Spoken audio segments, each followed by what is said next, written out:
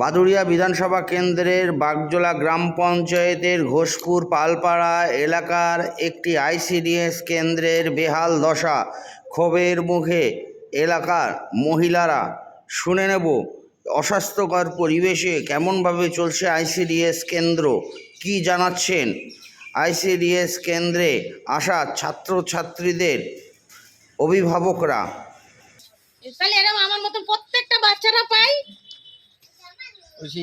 দেখা যাচ্ছে একদিন খিচুড়ি রান্না করিনি, হ্যাঁ বর্ষাকাল হলে কিছু রান্না করে, তাহলে আমরা আজকে রান্না করিনি, ডিম দিয়েছে ঠিক আছে, তাহলে সে চাল ডালটা কি হলো? ডিমটা নাই আমরা পেলাম, পাবো তাই, চাল ডালটা কি হলো? রান্না হয়েছে 60 জনের। 60 জন বাচ্চা কি এসছে আজকে? হ্যাঁ এসেছে, তো এসেছে, কম বেশি এসেছে। কম বেশি এসেছে মানে কম বেশি বলতে সেটা কত কম বেশি? 50-60 এরকম কম বেশি না 40-60 এরকম? রেগুলার মানে আজকে আপনাদের রান্না কোনো মেপে হয়নি, মেপে কোনো রান্না হয়নি, যা 60 জন করেই প্রতিদিন রান্না হয়। মানে 60 জনের হিসেবেই রান্না হয়। এবার যদি রান্না বেঁচে থাকে সেই রান্নাগুলো কি হয়?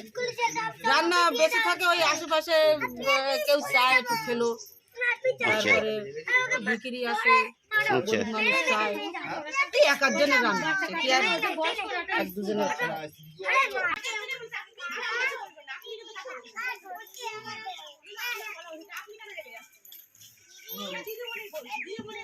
বসানো যায় তাহলে এলাকার পালপাড়া আর বাগজোলা ঘোষপাড়ার স্কুলটা যদি থাকে, ও পাড়ায় তো জায়গা দেয়নি, এবারে নিয়েছিলাম আমি এখানে, এবার অসুবিধা করলাম আমি টাকা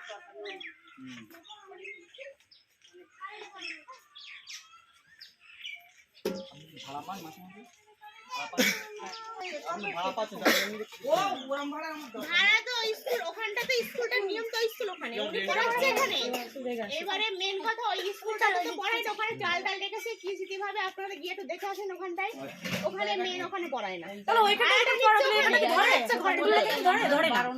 স্কুলটা মেন কোথায়? মেন ওটা, কিন্তু এই বারান্দা বসানো হয় ওইটা ওই যে এখানে স্কুলটা এখানে এলো কেন? এলো কোনো সেটা আমি জানি না, উনি জানেন যে কেন হইলো ওখানে, আমি জানি না সেটা। না স্কুলে প্রায় কামাই করে, কি বলে বাচ্চা কোনো একটা দরকারের নাম করে, বাচ্চাগুলো তো ঠিক মতন পড়াই, আর কই যে কটা আছে তাদের একটু ঠিক ঠান্ডা হয়ে বসে পড়াতে হয়।